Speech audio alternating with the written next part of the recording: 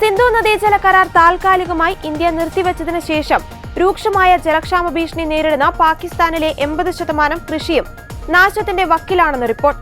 നിലവിലെ സിന്ധു നദിയിലെ പാകിസ്ഥാന്റെ അണക്കെട്ടുകൾക്ക് 30 ദിവസത്തെ ജലം മാത്രമേ സംഭരിക്കുവാൻ കഴിയൂ.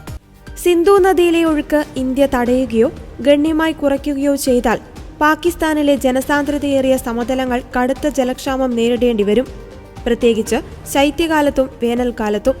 പാകിസ്ഥാനിലെ ജലസേചന കൃഷിയുടെ 80% സിന്ധു നദീതടങ്ങളെയാണ് ആശ്രയിക്കുന്നതെന്ന് ഇൻസ്റ്റിറ്റ്യൂട്ട് ഫോർ ഇക്കണോമിക്സ് ആൻഡ് പീസിന്റെ 2025 പരിസ്ഥിതി ആഘാത റിപ്പോർട്ടിൽ പറയുന്നുണ്ട്.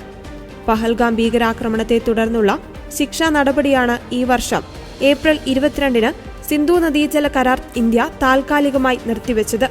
നദികളുടെ ഒഴുക്ക് പൂർണ്ണമായി തടയുവാൻ പരിമിതികളുണ്ടെങ്കിലും ചെറിയ തടസ്സങ്ങൾ പോലും പാകിസ്ഥാന്റെ കാർഷിക മേഖലയിൽ വിനാശകരമായ പ്രത്യാഘാതങ്ങൾ ഉണ്ടാക്കുമെന്ന് റിപ്പോർട്ടിൽ പറയുന്നു.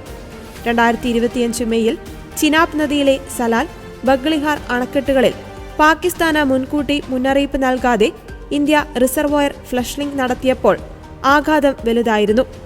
പിന്നീട് ഇന്ത്യ അണക്കെട്ടടച്ചപ്പോൾ പാകിസ്ഥാനിലെ പഞ്ചാബിലുള്ള ചിനാബ് നദിയുടെ പല ഭാഗങ്ങളും ദിവസങ്ങളോളം വറ്റി വരണ്ടതായും പിന്നീട് അണക്കെട്ട് വീണ്ടും തുറന്നപ്പോൾ വെള്ളത്തോടൊപ്പം ചെളിയും പ്രവഹിക്കുകയായിരുന്നു.